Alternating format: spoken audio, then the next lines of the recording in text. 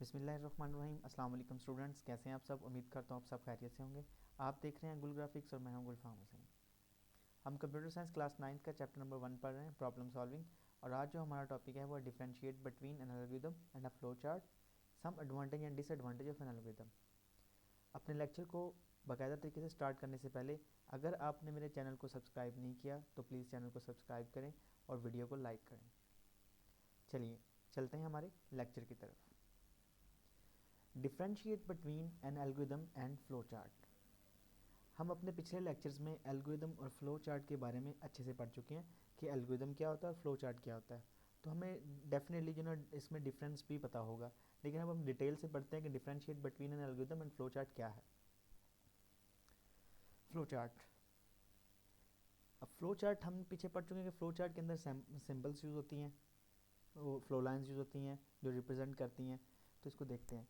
Standard symbols are used to design flow chart. Flow chart के लिए क्या standard symbols use होती हैं। एल्गोरिथम के लिए simple English is used to write algorithm. Algorithm लिखने के लिए सिंपल इंग्लिश यूज होती है। डेफिनेशन आप दोबारा कर लेते हैं। फ्लो चार्ट क्या है? Graphical representation of a problem. और एल्गोरिथम क्या है? स्टेप बाय स्टेप प्रोसीजर है टू सॉल्व अ प्रॉब्लम। ठीक। Flow chart is more time consuming. जब हम फ्लो चार्ट लिख रहे हैं, तस्वीरें बना रहे हैं, तस्वीरी शक्ल बना रहे हैं, तो हम हमारा टाइम ज़्यादा उस पर लगता है। Algorithm is less time consuming. इस पर कम लगता है क्योंकि ये इंग्लिश की तरह जो इसके लेटर्स या वर्ड्स हैं तो उसको हम इजीली लिख सकते हैं। It is difficult to modify. Flow chart को मॉडिफाई करना, क्योंकि हमारे पास पिक्चर्स बनी हुई हैं, उस पिक्चर्स को मॉडिफाई करना बहुत मुश्किल है। It is easier to modify. इसको मॉडिफाई करना, चेंज करना आसान है, तब्दील करना आसान है। It is a graphical representation of a solution, क्योंकि हमारी डेफिनेशन भी है कि फ्लो चार्ट क्या है? Is a graphical pictorial representation of a solution. It is a graphical representation of solution और it is a step by step procedure to solve a problem. It shows the flow of different steps very clearly. जो ये steps बता रहा है, दिखा रहा है, उसको बड़े अच्छे तरीके से डिफाइन करता है। हमें पता चल जाता है कि हमारे प्रोग्राम का फ्लो कैसे और किस तरह जा रहा है। It does not show the flow of different steps very clearly. क्यों? क्योंकि ये स्टेप बाय स्टेप प्रोसीजर है। आई होप आपको ये दोनों में डिफरेंस पता चल गया होगा फ्लो चार्ट और एल्गोरिथम के अंदर। अब advantage and disadvantage of an algorithm. सबसे पहले हम एडवांटेज देखते हैं कि एल्गोरिथम के एडवांटेज क्या हैं। अब कोई भी चीज़ है उसके हमारे पास एक चीज़ के या तो एडवांटेज होता है या डिसएडवांटेज। तो हम देखते हैं कि इसके एडवांटेज और डिसएडवांटेज क्या हैं। Algorithm is very easy to write, क्योंकि इंग्लिश वर्ड्स की तरह स्टेप बाय स्टेप प्रोसीजर, तो ये algorithm is easy to write. It is use simple English that allows the user to understand the solution easily.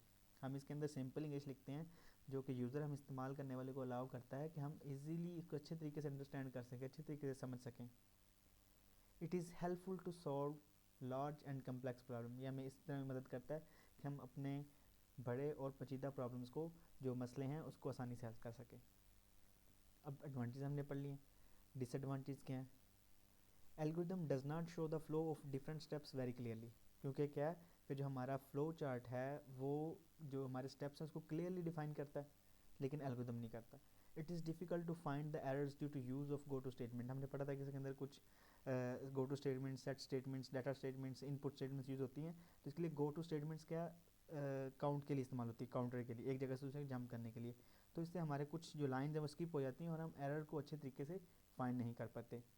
The large and complex algorithm may become difficult to modify.